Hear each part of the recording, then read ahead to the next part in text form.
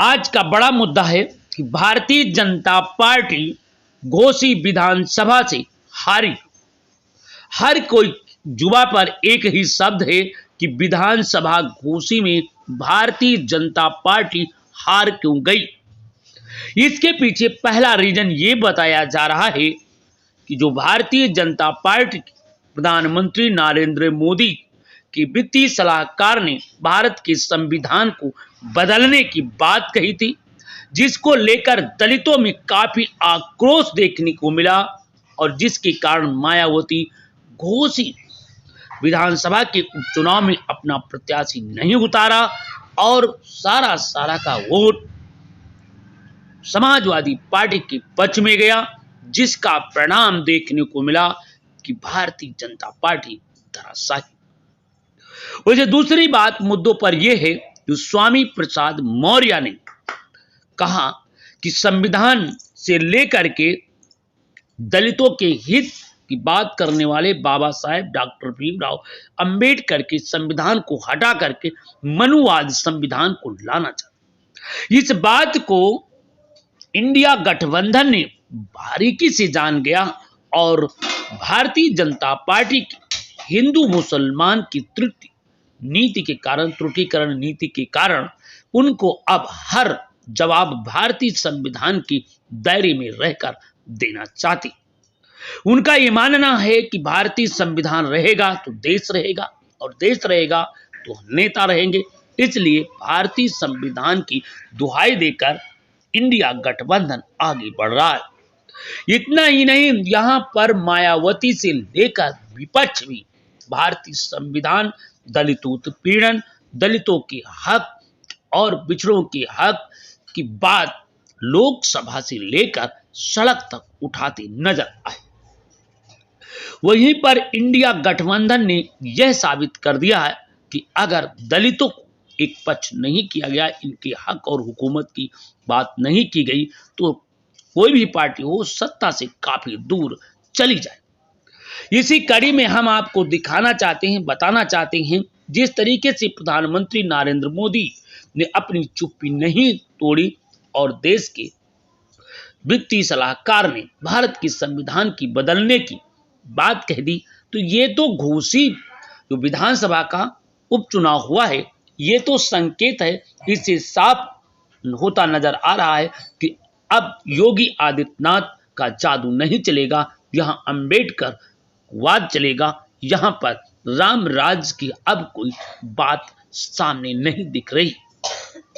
क्योंकि जिस तरीके से दलितों के हो रहे उत्पीड़न और स्वामी प्रसाद मौर्य द्वारा उठाए गए मुद्दों को लेकर के अब कई नेता गूंज पड़े, जिसको लेकर भारतीय जनता पार्टी की सरकार अब विमुख हो गई है।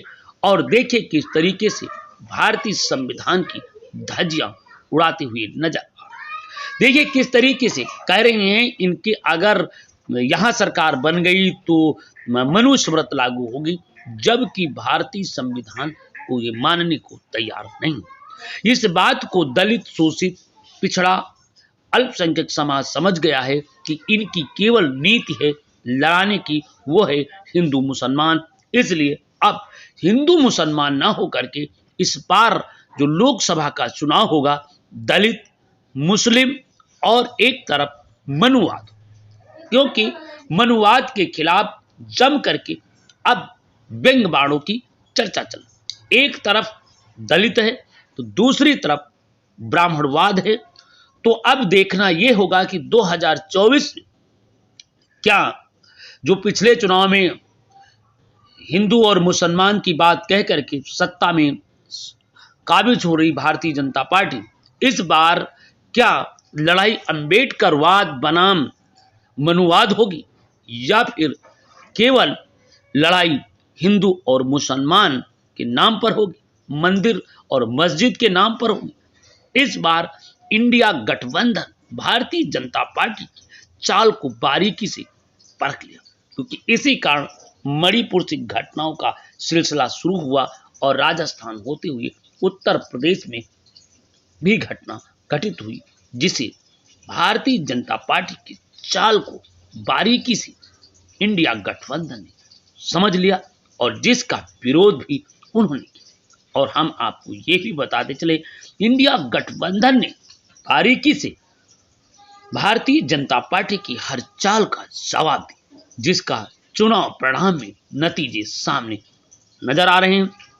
अगर यही हाल रहा तो भारतीय जनता पार्टी 2024 के चुनाव में मुश्किलें खड़ी होती नजर आएंगी, क्योंकि एक तरफ अंबेडकरवाद होगा तो दूसरी तरफ मुसलमानवाद होगा और तीसरी तरफ भाजपा मनुवाद होगा। मनुवाद माने भाजपा। अब बात यह आता है, हिंदू मुसलमान लड़ाई होगी और हिंदू मुसलमान को लेकर तुष्टीकरण होगी, तो एक तरफ अंबेडकरवाद और मुसलमान एक तरफ होंगे, क्योंकि जो दशा विरोध ब्राह्मणवाद दलितों के साथ करता है वो मुसलमान नहीं करता। मंदिर में जाने के लिए मुसलमान विरोध नहीं करता है, वो मंदिर जब दलित जाता है उसे एक तरफ तो हिंदू कहा जाता है, जब मंदिर जाता है तो उसे अपमानित किया जाता है, घृणित किया जाता है, उसे ऊंच नीच कहा जाता है, उसे पानी पीने नहीं दिया जाता, उसे बराबर बैठने नहीं दिया जाता, उसे ब्राह्मणवाद के अनुसार उसे शूद्र कहा जाता है, उसे अपमानित किया जाता है, जिसकी घटनाएं पूरे देश में सुनाई पड़ती हैं। लगता है कि मानवर काशीराम साहब ने दलितों को जगाकर बड़ा काम किया, जिसका इस बार उपचुनाव में साफ साफ दिखाई देने लगा है कि अब मनुवाद नहीं बल्कि संविधान चलेगा। मनु की किताब से नहीं, भारतीय संविधान के हिसाब से देश चलेगा, क्योंकि यहां पर ऊंच नीच भेदभाव खत्म। जिन सज्जन ने इस तरीके की वाक्य दिया है कि अगर राजस्थान में मनु स्मृति लागू की जाएगी तो क्या इनके सपने साकार होंगे?